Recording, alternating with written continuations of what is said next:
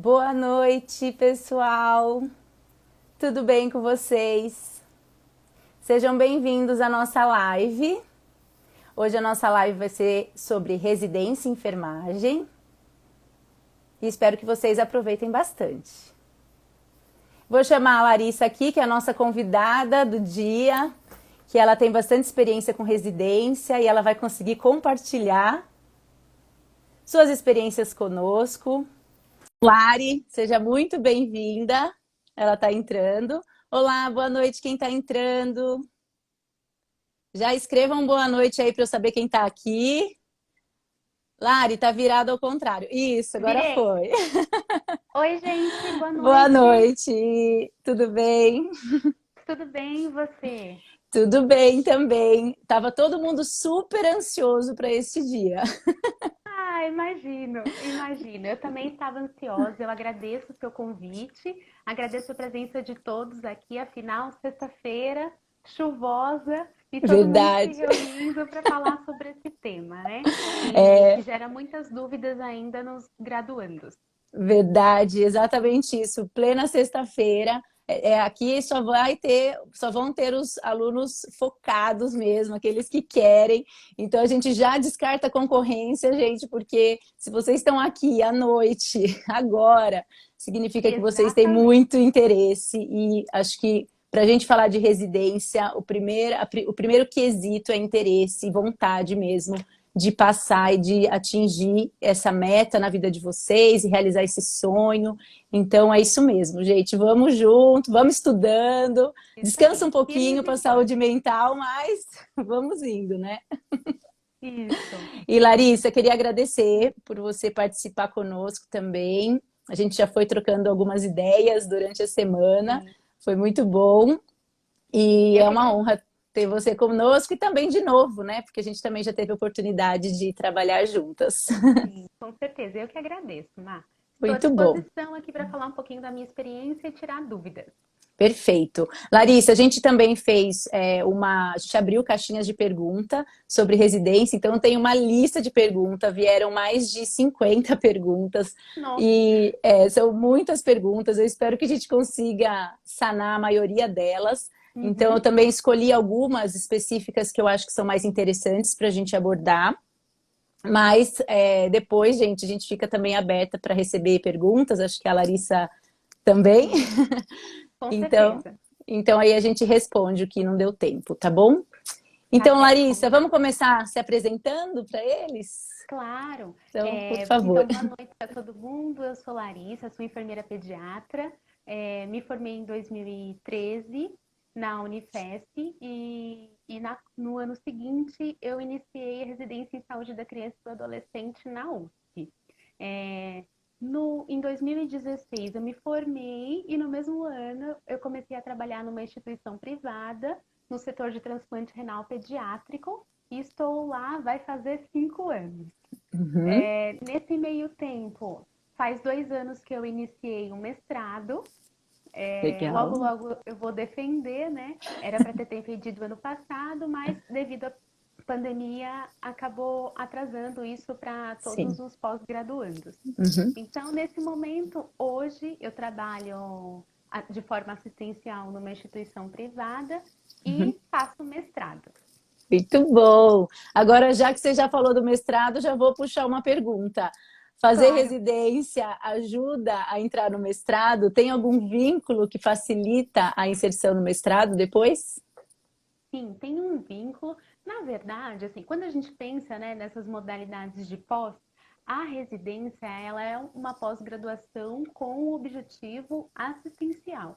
Então, Uhum, o enfermeiro, o profissional enfermeiro, ele se especializa trabalhando, são 80% da carga horária é assistencial e dentro dessa carga horária nós temos 20% de teoria, uhum, porque nós precisamos embasar a nossa prática em com certeza. evidências, né?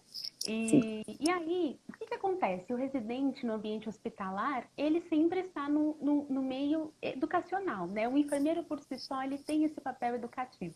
Ou Uhum, seja, num hospital escola ou numa instituição privada, o profissional residente ele leva consigo o ensino. E aí eu vejo como um gancho, sim, para depois fazer o mestrado. Então a gente tem Uhum, muito contato com os nossos uhum, R1s, quando a gente vira R2, a sim, gente passa o conhecimento que a gente adquiriu para sim. os R1s e também tem outros profissionais residentes e todo mundo aprende junto. Então, isso foi um start assim para mim, para ter Uhum, certeza que eu gostava de aprender, gosto, né, de uhum, aprender e de ensinar. E aí eu uhum, pensei, por que não partir para a área acadêmica e eu posso formar uhum, futuros residentes, futuros enfermeiros, enfim. Então uhum, tem sim uma conexão. E o uhum, nosso, quando a gente faz a residência, o nosso currículo fica muito voltado para as atividades acadêmicas. E isso uhum, já é um ponto positivo para o processo seletivo do uhum, mestrado. Isso uhum, conta como tudo que a gente faz, né? Participação em uhum, congressos, o nosso TCR, que é o trabalho de conclusão, ele tem que ser submetido para uma revista. Então, quando a gente certo. consegue publicar, já é uma pontuação.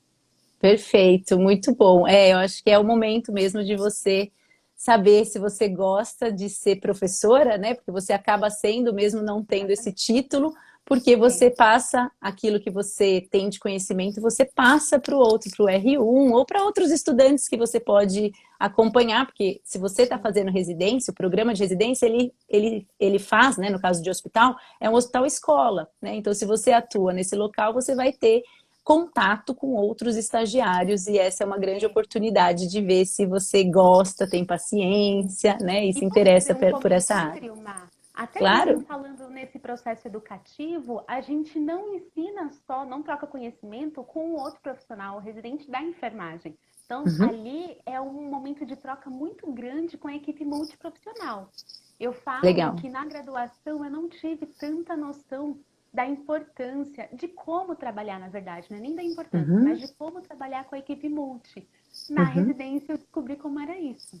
Então, nós muito temos bom. hoje, pessoal, os programas de área de atuação uniprofissional, no caso foi o que eu fiz, que é Uhum, só enfermeiro. Então, no meu programa só tinham enfermeiras, né, uhum, para a saúde da criança e do adolescente, mas também a gente tem o programa multiprofissional. Então, dentro uhum, desse programa multiprofissional, você vai ter enfermeiro, assistente uhum. social, nutricionista, psicólogo, fisioterapeuta, todos no mesmo programa para se especializar naquela temática e todos vão trabalhar em conjunto. É o que é maravilhoso, né? Nosso sonho, na verdade, Sensacional, fazer essas sensacional. discussões e para o paciente a melhora que ele tem de qualidade de cuidado, de encaminhamentos, né, para todas as áreas, ele com certeza ele consegue receber essa atenção, esse cuidado de uma forma holística, né, completa. Holístico, Então, completo, exatamente. muito bom, muito legal. E aí, onde que você fez? Acho que é legal também você trazer. Acho que a Rafaela Zanotti, que tinha perguntado, que queria saber tudo da Uhum. pediatria, e aí, aproveitando que Sim, você é da pediatria, já responde aí para ela como que foi fazer residência na pediatria, que é a sua área. claro, com certeza eu vou puxar a sardinha para pediatria, né? Como foi fazer residência? Então, quando você está na graduação, eu tenho um sentimento um pouco de dúvida. Nossa, eu gosto de tudo, o que que eu vou fazer? Ou então o contrário, então o profissional já entra na faculdade lá para o meio do ano, para o final ele já sabe, olha, eu quero Uhum, muito pediatria, eu quero saúde da mulher, eu uhum, quero UTI, eu quero emergência. É bom vocês terem contato com tudo. Vocês têm que ter, né? Como enfermeiros uhum, generalistas, que vocês são. E aí vocês vão tendo essa afinidade. Olha, eu gosto disso, eu gosto daquilo, para poder pesquisar o programa. Eu já sabia que eu sempre gostava de criança. Tive umas outras afinidades, como eu tenho até hoje, com a oncologia, no caso, a oncologia pediátrica, e fui uhum, atrás do programa de pediatria. Como uhum, foi fazer? Quando eu prestei, em 2014, só tinha um programa, eu tinha conhecimento do programa aqui da USP, que foi onde eu uhum, fiz, da Escola de Enfermagem da USP, e da PUC de Campinas e da Unicamp. uhum, Não, eu não pensava em sair de São Paulo naquela época, então eu certo. prestei aqui. Então, Uhum, a dica que eu dou, pesquisem quais as instituições têm o programa que vocês desejam. Então, no último ano, isso. vocês já vão saber. Eu quero obstetrícia, eu quero emergência, eu quero Uhum, pediatria. E aí, uma das perguntas, inclusive, que vocês fizeram é qual que é a melhor instituição? uhum, Eu, Larissa, não tenho como dizer para vocês qual que é a melhor. O Com que eu digo certeza. para vocês, pela minha experiência, é que vocês vão escolher aquela que melhor se adequa às suas necessidades, com intenção de se especializar. Então, por Uhum, exemplo, vocês gostam de saúde pública? Nós sabemos que a USP tem uma saúde pública muito forte, então já é uma uhum, instituição que vocês podem pensar. Eu uhum, gosto muito de obstetrícia. Temos diversas instituições, mas nós conhecemos uma das instituições, é o Hospital Sofia Feldman, em uhum, Belo Horizonte, que é muito forte. Então, gente, vocês vão focar no uhum, programa que vocês querem e procurar, dentre os programas, qual que é a uhum, instituição que tem esse programa mais estruturado, mais forte. E temos as instituições privadas também, que são uhum, tão boas quanto as públicas, né? uhum, Levando em consideração que quem faz a residência também é muito do residente, do quanto ele vai se dedicar. Claro, uhum, pesquisem os campos que esse programa tem para passar como estágio, tudo isso uhum, influencia. E aí eu fiz essa sim. pesquisa, Uhum, na Escola de Enfermagem da USP, me uhum, candidatei. Na época, eu também queria oncologia. E uhum, até respondendo uma pergunta que uhum, é sobre o poder prestar mais de uma residência, sim, é possível. E eu deixo como orientação para vocês prestarem quantas uhum, vocês conseguirem. A sim. gente tem hoje taxas de inscrição em torno de 250 a 300 reais. É um É. valor Acho que considerável, é aí né? que pega, né? Para prestar o É aí que pega. monte. Exatamente. Então, selecionem pelo menos duas, porque vocês terão É, duas oportunidades diferentes. A é. USP e algumas instituições privadas, digo públicas, elas Uhum, têm no edital a solicitação da isenção da taxa de inscrição. uhum, E aí eu pedi, então tem todo um critério para você se enquadrar. Eu, por uhum. exemplo, não paguei a taxa de inscrição da USP, porque na Oh, época que eu me bom. enquadrava nesses critérios. Sim.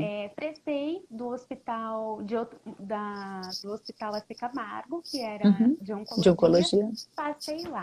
E aí, primeiro, acabei fazendo matrícula lá e depois passei na da USP. Então, gente, vocês podem sim prestar em mais de uma. Uhum, Vocês podem fazer a matrícula na que vocês passarem e depois optar pela outra. O que eu uhum. deixo de dica? Vocês precisam desistir da vaga em até 30 dias para que o outro profissional residente seja chamado.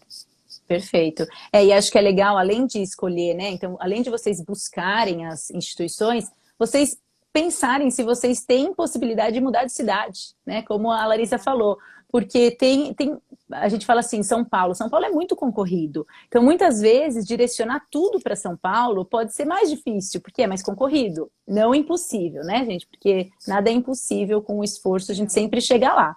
Mas, na sim. verdade, você tem outras opções. Então, se você abrir um pouco mais, igual quando a gente presta vestibular, né? Se você Uhum. tiver a possibilidade de ir para outra cidade, por que não tentar em outras universidades, em outros estados? E aqui a gente tem gente que não é só de São Paulo que está assistindo. Então, vocês É, precisam direcionar para as faculdades que vocês têm. A gente tem mais experiência em São Paulo porque nós somos de São Paulo. Mas se vocês forem de outros locais, não tem como a gente vir e falar tudo que uma universidade exige para a entrada na residência. Mas vocês conseguem buscar né, essas informações nos editais que eles liberam sim. quando abre para as inscrições dos alunos que querem prestar a residência. Tá? Então, acho que isso também é legal a gente falar. E só antes de você complementar, quem quiser escrever aqui, ó, qual residência quer fazer, já pode escrever aqui embaixo, que eu vi que algumas pessoas estão falando, obstetrícia, já viu UTI emergência, Isso. escrevem Ninguém aí. falou pediatria, Ninguém né? falou pediatria, estão fugindo da nossa área. É. Fala, Lari. Não, o que eu iria comentar em relação a isso, gente, pensem bem na qualidade de vida que vai ser alterada nesse período. Então, vocês Isso. vão trabalhar 12 horas por dia. Eu preciso ver qual a distância da minha residência para o local. Tudo isso influencia. Claro, Uhum, olha, eu quero prestar um local que é mais distante da minha casa. Vocês vão ver a possibilidade de morar perto, tá? uhum. Mas tudo isso tem que ser levado em consideração, porque é É. puxado. A Já Gabs até respondendo, perguntou, são 12 horas mesmo, né? Ela fez essa pergunta pra sim, gente, ou muda sim. muito? Não, são 12, né? Então, são 12 horas mesmo. 5 vezes na semana, então dá 60 horas semanais. Dessas 60 horas semanais, um dia é para carga horária teórica. Então, um dia da semana nós tínhamos somente aula. Isso no R1, no R2 as aulas terminaram e esse dia foi dedicado para a gente fazer o TCR, que é o trabalho de conclusão da residência. Então, gente, é só uma folga na semana. E aí, eu brinco que assim, me perguntaram, né? O que foi mais difícil? O que é mais difícil da residência? É você se adaptar a essa carga horária de trabalho. Porque eu realmente compreendi o porquê se chama residência. O hospital é a nossa casa. Você fica a maior parte do dia no hospital, você volta apenas para tomar banho, comer e o dormir é por último, né? Porque esse é o que a gente menos consegue fazer. Mas realmente são 60 horas semanais, deu 5.760 horas nos 2 anos.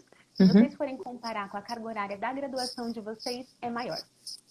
Exatamente. E aí eu acho que é legal a gente falar que quando você faz residência, você tem um título, você recebe um título no final de especialista. Assim como se você fizesse um curso de pós-graduação também lato sensu. Quem não viu a diferença de lato sensu e estrito sensu, acho que vale olhar que eu coloquei um post das diferenças que direciona um pouquinho vocês. Mas quando você fala de pós-graduação lato sensu, eu fiz, por exemplo, uma especialização. Antes de eu seguir para mestrado, doutorado, eu fiz a especialização, que é estrito sensu, eu fiz a especialização lato sensu, né? Então, a lato sensu eu me especializei em pediatria. Então, eu tenho um título de especialista em pediatria fazendo apenas, apesar de ser durante um ano, às vezes um ano e meio, mas no meu caso foi um ano, 360 horas. Então, quando a gente compara que eu sou especialista em pediatria e eu fiz 360 horas, e a Larissa, ela fez residência em pediatria, mas ela tem o mesmo título que eu, de especialista em pediatria, e ela fez 5.762, acho que era? 60, 5.760 horas, você fala, nossa, né? Ambas são especialistas, mas será que elas tiveram a mesma experiência, né? Que é óbvio que não. Por isso que a gente vem aqui e a gente vai defender a residência. Porque na minha época da faculdade, quando eu terminei, não tinha, eles tinham parado com os programas de residência, infelizmente, então eu não tive nem oportunidade de fazer, mas isso, graças a Deus, voltou, e aí hoje em dia a gente está tendo bastante programas e aumentando cada dia mais programas. Então, espero que seja assim mesmo, porque a diferença é gritante de uma pessoa que faz residência, uma pessoa que só, né? Não é só, mas ela estudou, ela fez um curso, né? E de menos carga horária. Isso, complementando a sua fala, até uma das perguntas que surgiram é qual é o diferencial do profissional que faz a residência? O diferencial da pós-graduação, que você faz em um ano, tem 360 horas, o foco é teórico. Nos últimos meses, que esse profissional fica 1 ou 2 vezes na semana observando um estágio. A residência, o foco é prático, é mão na massa. Então, nós assumimos o cuidado. Como que é essa transição do R1 para o R2? R1 você entra, você está conhecendo a instituição, conhecendo qual que é o seu papel como residente. R1 primeiro ano, gente, para quem não sabe. Isso, R2 é quem está no segundo ano de residência, Isso falando da nossa área enfermagem, claro que as outras áreas, a multiprofissional como um todo, são 2 anos. Para a área médica, depende da especialidade dele. No ano que eu me formei, eu tinha uma proposta de aumentar para enfermagem para 3 anos, que ainda não surgiu. Mas esse diferencial, eu lembro que no meu segundo dia no hospital, eu fui para o pronto-socorro infantil. E aí eu pensei, gente, na graduação eu não passei no pronto-socorro infantil, e agora? Então já foi assim, para valer. Claro que vocês sempre terão um profissional no setor que ele é conhecido como preceptor. Então ele te dá o norte, o preceptor ele te orienta o que você vai fazer, né? E você já começa a prestar assistência para a criança. No meu caso, que foi pediatria para criança. E era o enfermeiro assistencial, que também era preceptor, né, no caso. Isso, exatamente. Então, ele tinha as atividades dele na assistência e também acompanhava o residente. Então, ele não conseguia ficar só com as suas atividades, né? Não, exatamente. Hoje, o profissional preceptor, ele pertence ao setor assistencial e ele tem essa função. Além do preceptor, a gente tem um tutor, que é quem coordena a residência. E aí é a assistência pura. Então, lembrando que vocês, né, quando a gente presta residência, uma condição é ter o diploma de graduação. Teremos o nosso conselho. Somos responsáveis pelo que a gente vai fazer ali? Sim, nós que respondemos. Por tudo que a gente vai prestar de assistência. O preceptor vai orientar. Claro que a dica que eu já deixo para vocês, quando vocês forem residentes, e não só residentes, mas na vida profissional como um todo, nunca fazer nada na dúvida. Muitos dos procedimentos que eu fiz, do cuidado com a criança, muita coisa eu nunca tinha feito. E aquele foi o momento de aprender. Olha, Sim. como que é um atendimento de parada na sala de emergência? Teve a parada, como que foi? Observei, né? Atuei nesse atendimento. Então, não é só observação, é atuação. E aí que o ensino impregna em você. Porque o que você leu ali na teoria, você olha, pronto, é assim que funciona na prática, como que a gente vai fazer a melhor prática, né? E fez uma, duas vezes, quando vê, você já sabe fazer, né? Porque se você tem uma teoria consolidada, você tem fixo na sua mente, na sua memória, tudo o que precisa ser feito na parte teórica, para a prática basta praticar. Praticou, fez uma, fez duas vezes, você depois vai ser mais fácil. Então, acho que isso é uma coisa que dá um alívio para eles, porque eles têm bastante ansiedade, que nem tudo eles conseguem ver ou praticar na faculdade, principalmente procedimentos técnicos, né? Isso. E eu falo isso para vocês, eu também saí da minha graduação sem ter feito muito procedimento técnico. Isso foi um dos motivos que me levou a escolher a fazer a residência, por saber que a carga horária maior era de assistência. Mas o que é mais importante, né? Nesse processo de se formar e não ter feito tudo, o importante é a gente saber a teoria. Porque a técnica, a gente adquire com a experiência de fazer, é a expertise do dia a dia.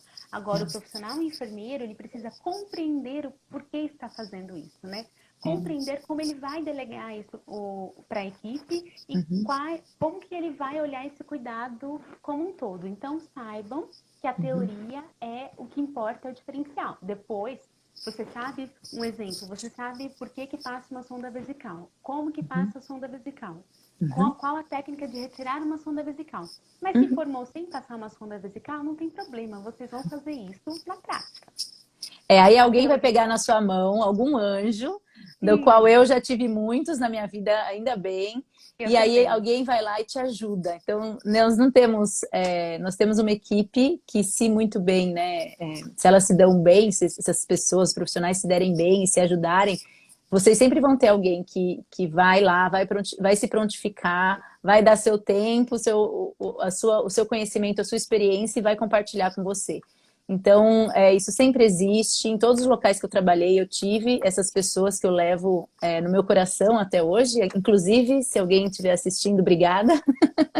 Isso foi extremamente importante, porque é a hora que você tem essa dúvida, esse medo de fazer alguma coisa. Então, alguém que vai lá e te ajuda, quase que eu falo que eu faço isso com os meus alunos, né? E eu praticamente recebi isso. Na hora que você vai funcionar, às vezes o aluno não tem muita coragem de colocar a agulha, eu vou com a mão e ó, coloco, porque eu falo, ó, eu pego na mão e faço, porque muitas vezes é insegurança, né? Nunca ter feito, enfim. Então, eu acho que isso é bem interessante mesmo. Essa insegurança. E o que nos deixa seguro? O conhecimento, gente. É o conhecimento que traz a segurança de falar, eu li, é assim, agora eu vou fazer na prática, fiz uma vez. A gente vai tremer a primeira vez? Vai, com certeza. Vai tremer a segunda vez? Vai. Mas o conhecimento vai te trazer a segurança para você conduzir Com certeza. o seu trabalho, né?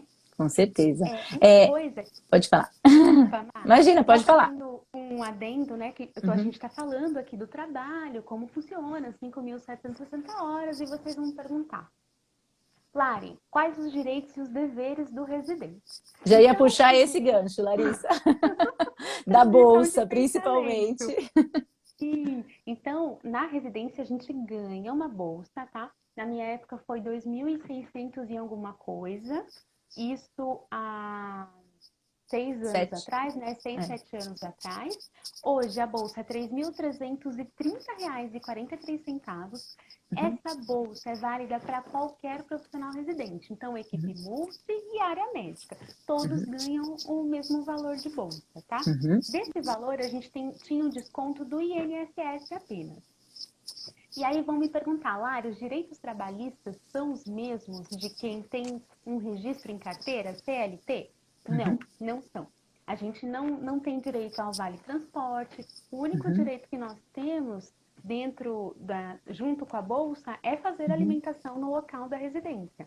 Afinal, nós ficamos 12 horas, temos direito a 1 hora Sim. de refeição, né? A gente precisa comer para trabalhar. Então, tem esse direito e também temos o direito no último ano, quando a gente vira R2, de fazer um estágio extra interinstitucional. Ele pode ser dentro do país ou fora. E aí, esse estágio, gente, o profissional residente vai pesquisar uma instituição que ele tem interesse e ele vai fazer contato com essa instituição. Se ele for para essa instituição, seja em outro estado ou outro país, é ele que vai bancar a passagem e a moradia dele no local. Geralmente, a instituição que promove a residência, ela ajuda com os trâmites dos documentos, com a parte burocrática, tá? Certo. Eu acho que isso, assim, é um benefício muito grande. Quando eu fiz, eu não tive a oportunidade de fazer esse estágio fora, mas eu recebi colegas que vieram de um hospital lá de Pernambuco. Foi muito boa a nossa troca, temos amizade até hoje. Legal. E tenho colegas que foram para fora, para outro país, para trocar experiência. Isso é maravilhoso. Quais os nossos direitos? Temos direitos à licença. Então, se você vai casar, né, tem direito a 8 dias. Se a mulher engravida tem um filho ou mesmo adota, 120 dias, 4 meses. Se o homem também se torna pai ou adota uma criança, 5 dias, tá? Temos direito à licença, acho que é a licença nojo, né, o nome, quando perde alguém da Óbito, família, né? Por conta de óbito da família, isso. por conta de óbito, são 8 dias. Então, Tá. temos esses direitos. Perfeito. A Yasmin perguntou exatamente isso. Yasmin Merkins, ela falou se tinha direito à licença maternidade, os direitos, né? E, enfim, então você já respondeu a perguntinha dela. Isso. E também para participar em eventos científicos, nós temos umas horas dedicadas. No R1, 16 horas, no primeiro ano. No R2, 24 horas. Então, você pode participar do congresso, lembrando que também algumas instituições, geralmente as privadas, elas ajudam o residente a pagar a inscrição e nas públicas já não tem tanto fomento para isso, não tem o dinheiro, mas o profissional residente, ele pode fazer a sua inscrição, pagar e ter essa liberação para participar do evento. Perfeito, muito bom. E vocês já sabem que evento é importante. A gente já vai chegar na análise curricular, que tem um monte de pergunta aqui que as pessoas estão escrevendo, eu estou lendo aqui. Tô vendo. Escrevam mesmo, eu vou olhando enquanto a Larissa fala e eu vou respondendo a gente vai respondendo algumas delas, tá? Vamos pensar então um pouco de plano de estudo, porque eles perguntaram, tivemos bastante pergunta relacionada a isso. Então, a primeira é como se preparar para a prova. A Beatriz Godoy perguntou. E também, assim, não só ela, como assim, as pessoas que falam assim, o edital, eu devo focar num edital mais recente? Essa foi uma pergunta da Tiana também. Devo focar num edital mais recente ou devo focar em todos os editais? E aí também a pergunta é, devo focar em uma universidade, um edital de uma universidade ou de várias universidades? Né? Então esse seria o plano de estudo que vocês precisam se organizar para estudar. E aí, o que você conta pra gente com relação a isso? O que você acha? Aí eu conto que não existe uma receita mágica. O que eu conto? Da minha experiência, que é o que eu vejo que a maioria segue. Eu não tive tempo no último ano da graduação de fazer nenhum curso preparatório. Na época que eu prestei, não tinha também. Então, qual foi o meu método de estudo? Todas as disciplinas que eu tinha facilidade na escola, na faculdade, eu não estudava tanto. As que eu tinha dificuldade, eu me aprofundava. Então, por exemplo, olha, eu compreendo muito bem saúde da mulher, mas tenho muita dificuldade de compreender saúde pública. Eu foco no estudo da saúde pública, porque as questões de saúde da mulher, com certeza, você vai ter mais chances de acertar na prova comparado com saúde pública, que é o que você não domina. Então, primeira Gente, dica é lembrando estudar. que, só uma coisa, lembrando que a gente, mesmo que você preste uma determinada área, uma especialidade, você vai ter que fazer uma prova com a área, na área geral, então enfermagem geral. Então vocês vão ter que saber um pouco de cada área. E depois, quando eles falarem de uma questão da segunda fase, muitos chamam como segunda fase, que vai especificar aquela área que você está prestando. Por isso que a Larissa está falando que ela tem que estudar, né, mesmo as disciplinas que não vão estar relacionadas com a área da residência, né? Isso Desculpa, mesmo. pode ir. Imagina, a primeira fase de todo o processo seletivo de qualquer residência engloba questões de múltipla escolha. É para avaliar o que o enfermeiro generalista sabe. Depois, na segunda parte da prova, que é específica, que geralmente é dissertativa, aí é na área que vocês escolheram. Então, primeira dica, focar no que vocês têm mais defasagem, no que foi mais difícil de compreender durante a graduação. Segunda dica, as referências que estão no edital, elas não estão lá à toa, gente, não estão à toa. As questões são baseadas nelas. Então, estudem pelo edital, sim. Indicou o livro X de terapia intravenosa, é aquele livro que vocês vão ler. Falou da lei tal do SUS, é aquela lei que vocês vão ler, tá? Nossa, Lari, mas é muita coisa no edital, eu não dou conta de estudar tudo. Ok, vocês vão focar no que vocês têm mais dificuldade. Qual edital eu foco? De todas as instituições que têm residência ou da que eu quero prestar? Da que vocês querem prestar. Eu quero prestar a residência de pediatria da USP. Vão atrás das provas anteriores da USP, deem uma olhada nas referências que elas indicam e é por ali que vocês vão se basear, tá? Outra coisa que me perguntaram, Lari, eu começo a estudar, vale a pena eu prestar no segundo ano da graduação ou só no último? Gente, nenhuma pessoa que faz faculdade dá conta de começar a prestar prova e estudar para residência sem nem ter terminado a graduação. Então, a gente precisa focar na graduação. Afinal, o conhecimento do que vocês vão adquirir nessa graduação vai ser o diferencial na hora de prestar a prova. Então, a minha dica, deixem para pensar em fazer as provas no último ano, sim. Até porque vocês têm um TCC para pensar nele durante a graduação, tá? Sim. Façam somente no último ano essa busca de programas. E vocês podem começar em janeiro, vamos dizer assim, ou no primeiro semestre do último ano, para cursos que são semestrais. A pesquisar sobre as instituições, a pesquisar sobre cursos preparatórios.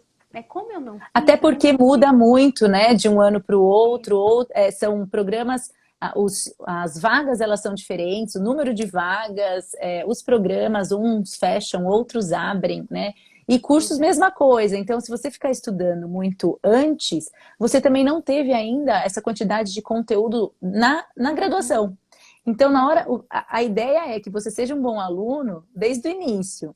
Quem não foi, corre atrás agora. Mas quem ainda tem oportunidade, está no segundo ano, a gente tem bastante alunos do segundo ano, dá tempo, gente, volta que você perdeu, não estudou direito, volta para estudar e faz esses 3 anos, 3 ou 4, dependendo da faculdade que vocês fazem, foca em estudar tudo o que é dado nas disciplinas, porque tudo que é dado nas disciplinas é o que vai cair.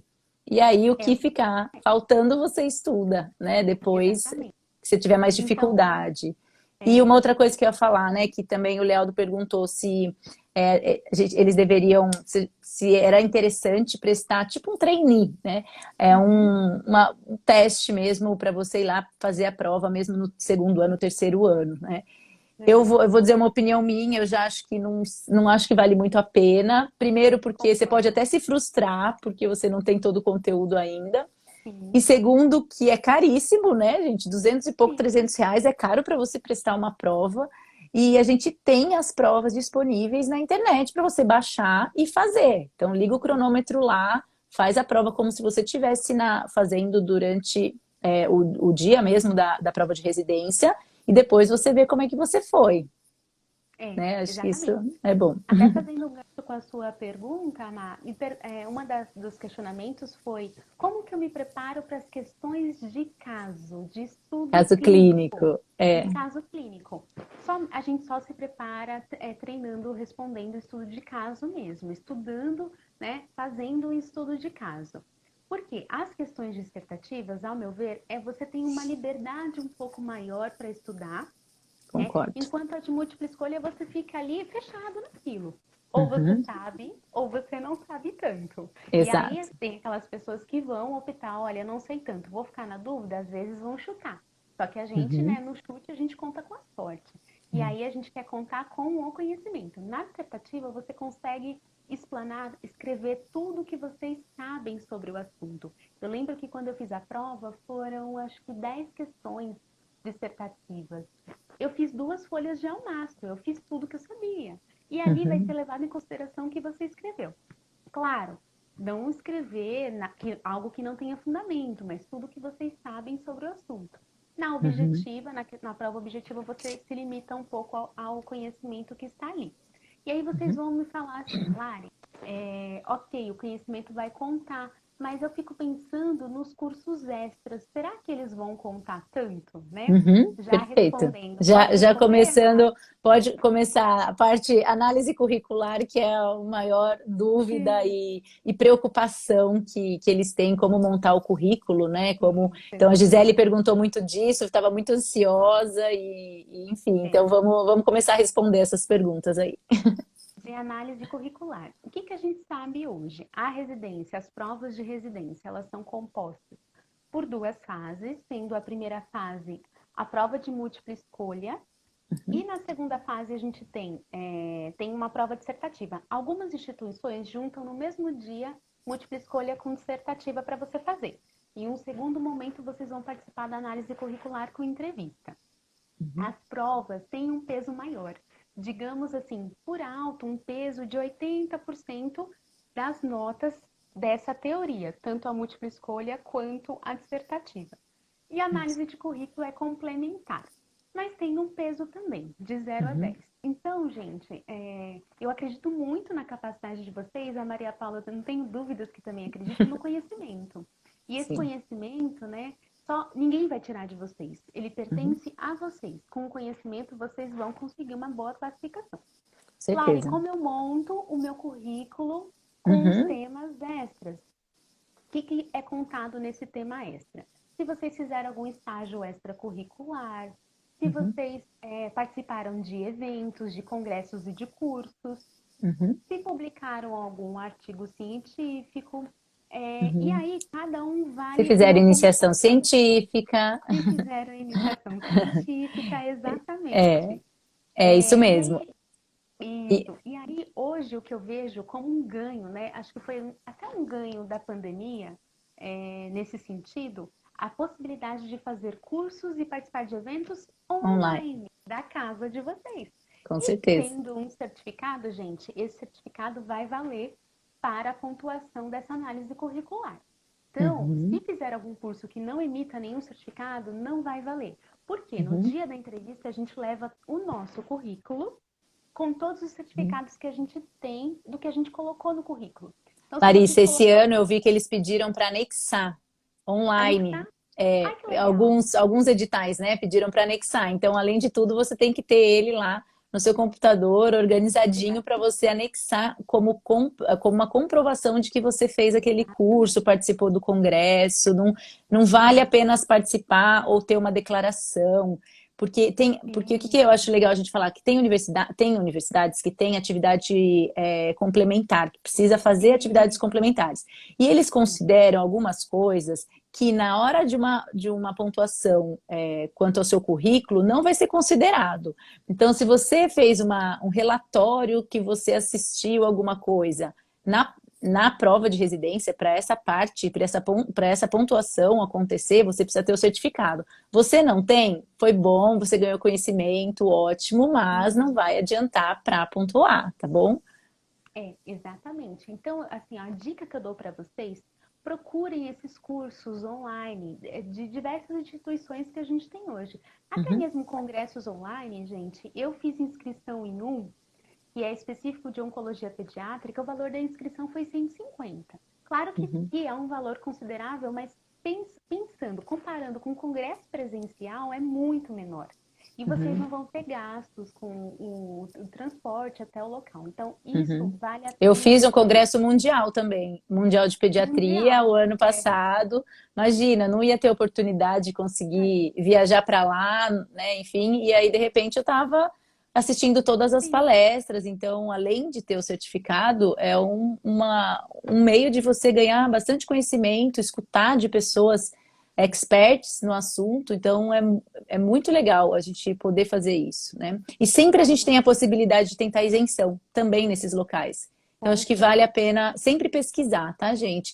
Eu coloco algumas coisas aqui para vocês nos stories sobre cursos, o que eu recebo de informação que tem curso e normalmente com certificado, eu É, coloco para motivar vocês para fazerem mesmo. Então, se vocês conseguirem fazer todos, façam todos. Se vocês conseguirem fazer um ou outro, escolham aqueles que têm mais relação com a área que você pretende prestar. Porque também a gente tem essa diferença de é, pontuar a sua sim. experiência extracurricular com a área que você está prestando na residência ou de conhecimento geral, né, como generalista na enfermagem. Então, se você puder optar pela área, Sim. por cursos da área que você vai prestar, quem já sabe, né, já começa a direcionar mais todos os seus esforços para aquela área que vai ser bom, vai contar mais pontos para você. Pensando em pontuação, lembrei de uma coisa, Mar. Teve uma pessoa que perguntou: olha, eu fui representante da minha turma, isso conta? A Uhum, gente não tem um comprovante disso, mas com certeza o conhecimento que você adquiriu nessa função, ali na hora da entrevista, você pode é, mencionar: olha, o que eu tenho no meu currículo é isso, durante a minha graduação eu fiz isso, isso e isso, fui uhum, residente, fiz trabalho voluntário. Gente, tudo isso tem um peso no momento da entrevista. E uma das perguntas que sempre tem nas entrevistas é o porquê de ter escolhido a residência. Então, uhum, pensem, reflitam muito o porquê de vocês terem feito essa escolha. Com certeza, uhum, eu sei que vocês estão se baseando na capacidade de vocês se qualificarem enquanto uhum, profissionais. A gente está falando da residência como uma modalidade de pós-graduação muito forte para um enfermeiro, uhum. profissional enfermeiro. Sim. Então, pensem nisso para na hora responder, tá? Perfeito. Agora eu tive um monte de gente aqui, Tainá, Rafaela, Lígia, falando se eu não tiver o extracurricular, eu tenho alguma Uhum. chance de entrar na residência ou já vou ser descartada automaticamente, né? Acho que é legal a Sim, gente responder isso. sim. Quando a gente faz a análise do currículo, cada coisa que você tem é um pontinho a mais, né? Esse Uhum, currículo vale de 0 a 10. Isso vai ser somado com a nota da sua prova, que tem um peso maior. Então, se você uhum, tiver, você vai ter um pontinho a mais. Mas lembrando que a classificação primária foi feita com a nota da prova. Então, quando a exato. gente faz a prova objetiva, para saber se foi para a segunda fase, tem uma classificação. Quem tirou a maior nota vai em Uhum, primeiro lugar e assim sucessivamente. Geralmente os uhum, programas contam 10, 20 vezes o número de vaga. Então, para o programa de pediatria, que eram 4 vagas na época que eu prestei, eles convocaram 30 pessoas, vamos pensar assim, uhum. para a segunda etapa. Sim, Gente, então é possível sim. Acreditem no é, conhecimento que vocês têm. É possível sim. é. Não tive a oportunidade, Larissa, de fazer um estágio Na minha extracurricular. universidade não tinha liga, eles falam bastante sobre E isso, né? na minha Mas universidade. não é, gente, não é critério para vocês desistirem. Não. Vou falar de duas coisas. Uma, não foquem tanto em iniciação científica, porque eu sei que vocês estão super focados, porque eu recebo 1000 convites para ser orientadora. Esse ano eu já recebi muitos, acho que até porque a gente está falando bastante de residência. Eu acho que é legal, se vocês tiverem oportunidade é legal, se vocês conseguirem um orientador é legal, mas não é só isso, tá? Não é. Então lembrem que assim, não apostem todas as fichas de vocês na iniciação. A gente tem os outros pontos, olhem para os outros pontos. A gente tem o curso, você tem que pontuar no máximo o curso. Não é possível que Exato. vocês não vão fazer curso e não vão pontuar lá o máximo que pode pontuar. Então, curso, Exato. congresso. E uma outra coisa que eu queria falar. não dá para fazer, não pode. Então, algumas pessoas me perguntam: pode fazer resumo sozinho? Pode fazer artigo sozinho, sem orientador?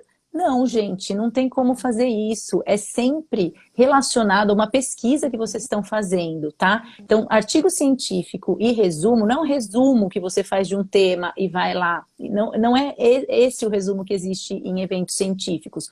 O resumo é um resumo de uma pesquisa.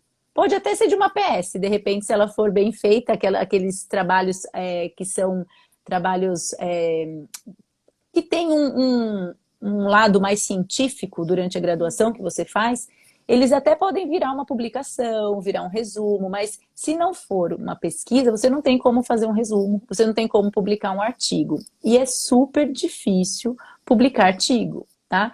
Então, é super criterioso, não é assim. Então, hoje vocês precisam focar mesmo naquilo que vocês podem ter. Então, agora eu consigo o que eu consigo fazer curso, faz curso. O restante, alguns vocês não vão conseguir e outros vocês vão. Então, foca no que vocês vão, que com certeza vocês vão ter mais oportunidade de entrar, tá? Isso. Uma frase que me veio na cabeça agora, gente: qualidade é melhor que quantidade. Então, uma graduação muito bem feita, dedicada, que eu sei que vocês fazem isso, é muito melhor do que eu pensar: olha, vou fazer isso, iniciação, isso, um monte de coisa que se torna quantidade sem qualidade, tá?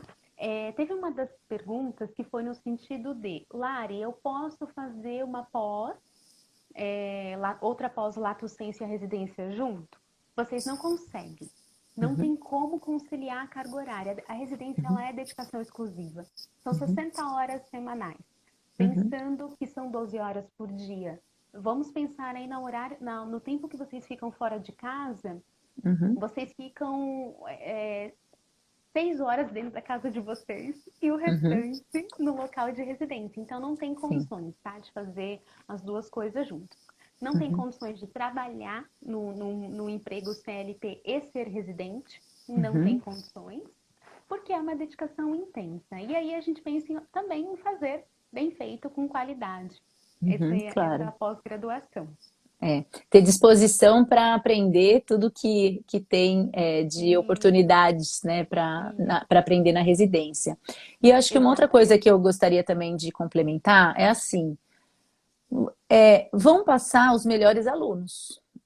É assim, gente, vão passar os melhores alunos. Talvez o melhor aluno não seja o melhor aluno da sala de aula, mas seja o melhor com relação ao estudo, o esforço, e com isso ele atingiu lá, na hora que ele chegou na prova, ele atingiu uma nota e passou, tá? Então você fala: é difícil? Nossa, eu acho que é muito difícil. É difícil sim, é difícil. Não é para desanimar, mas é difícil. Então você vai concorrer com estudantes de enfermagem do Brasil todo, que também querem essa oportunidade. Mas nem por isso você vai já falar: então eu não vou estudar. Até porque você não tem nada a perder.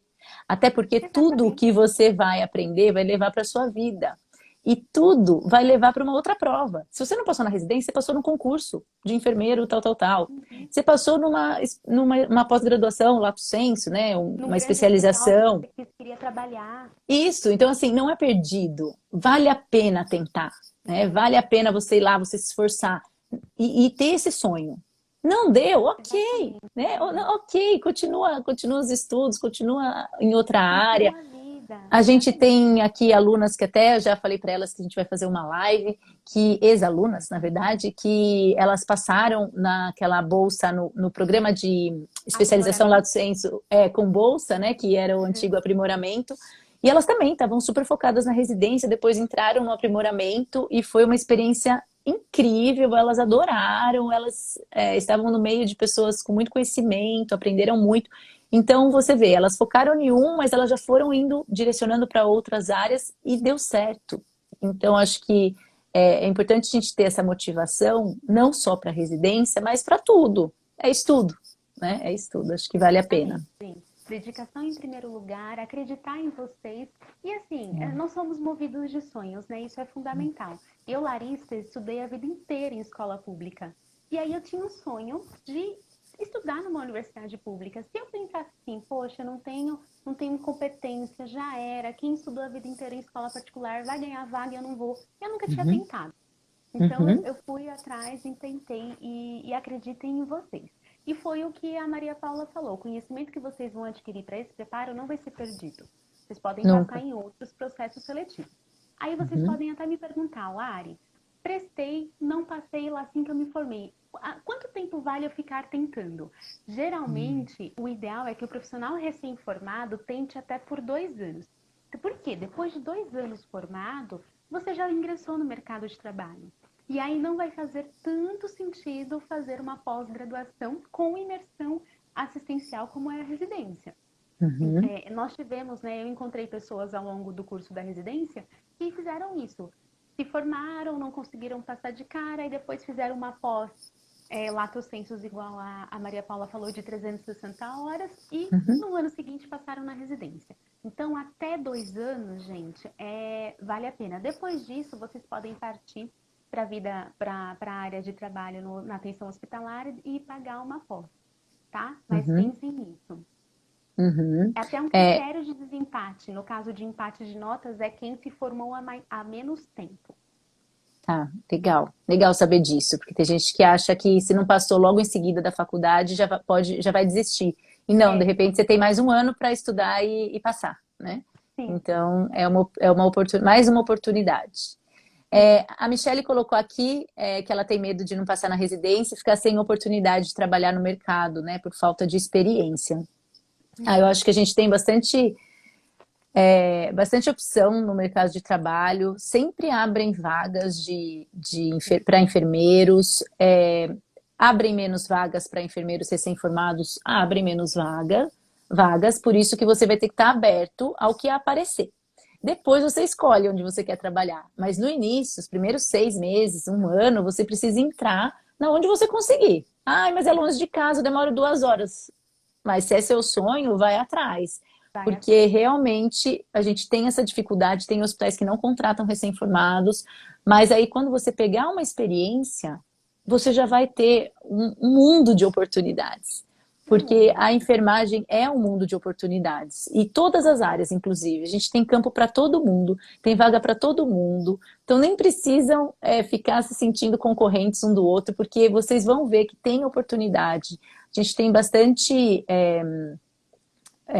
A gente tem bastante mudanças durante os hospitais, novas vagas, novas áreas vão aparecendo. Olha agora que a gente teve a pandemia, áreas Sim, ligadas a teleatendimento, né? A sim. parte de fazer atendimento pelo telefone, Teleconsulta. Uhum. teleconsulta, isso. Então a gente vai conseguir entrar numa área nova. E assim vai, né? Toda hora a gente tem algo novo aparecendo. Se vocês entrarem em qualquer área que exista, vocês É. vão ter oportunidade, desde que, claro, vocês se dediquem, sejam bons, tenham um bom conhecimento e tenham também, acho que um bom comportamento, eu diria, como ser humano, Uhum.